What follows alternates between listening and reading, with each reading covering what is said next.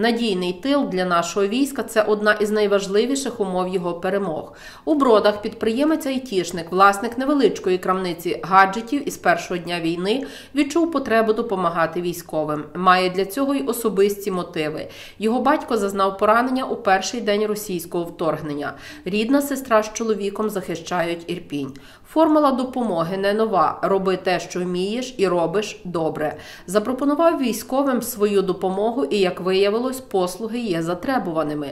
Цифрові високотехнологічні пристрої полегшують захисникам виконання певних завдань.